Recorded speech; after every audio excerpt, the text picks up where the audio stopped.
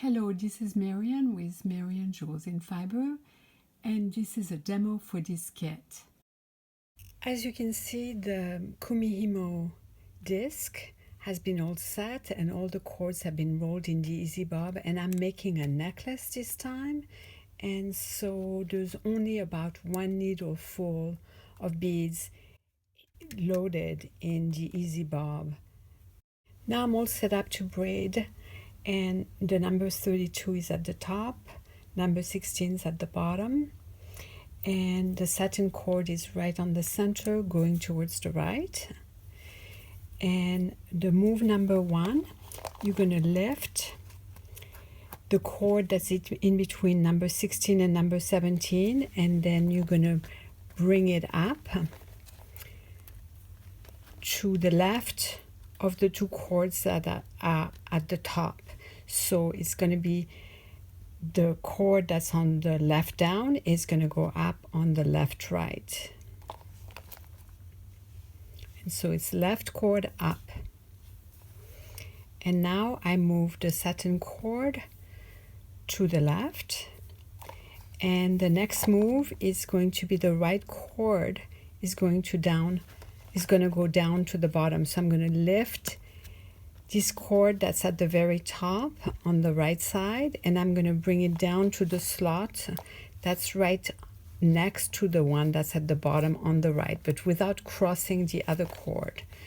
And so as you can see now, my cords are not exactly in the same place as they were before. Before they were in between, they were on each side of the black dot, and now they've moved slightly counterclockwise to the left, and then to the left here, and then to the right at the bottom. So they're actually moving counterclockwise. And now I'm going to move the disc 90 degrees, and I'm just going to move it like this, right there.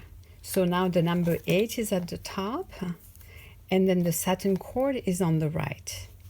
And I'm going to do exactly the same move as before, and it's the left cord goes up, and then I move the satin cord, and the right cord comes down, and then I move it again 90 degrees, and the left cord goes up, move the satin cord, right cord goes down, and I continue. Left cord goes up, and then the right cord goes down. And I usually do all those moves with my right hand and hold the disc with my left hand. I just did it a little bit differently on the demo just to show you, to keep my hands out of the way.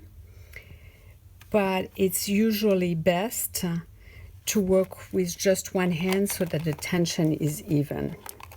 So continue, and I pull the cord left up and then right down, and I think of it left up,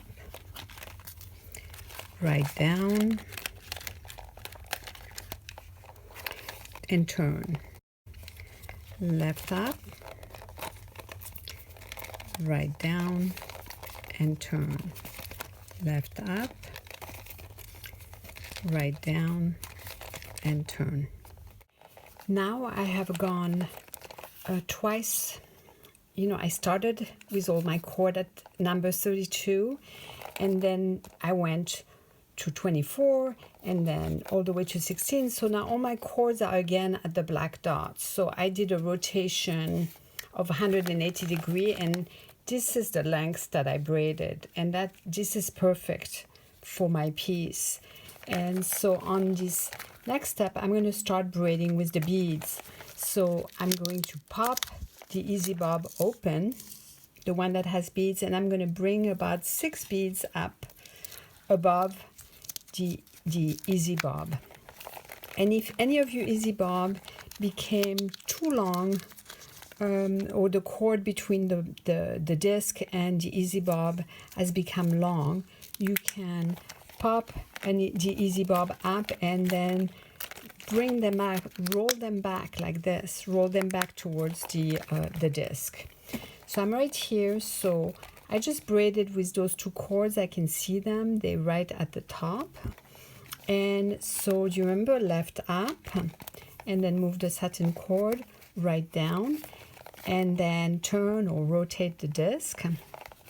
And then again, left up, move the satin cord right down, and then turn. And now I'm getting to a cord that has a bead, and I'm going to come a little closer to show you.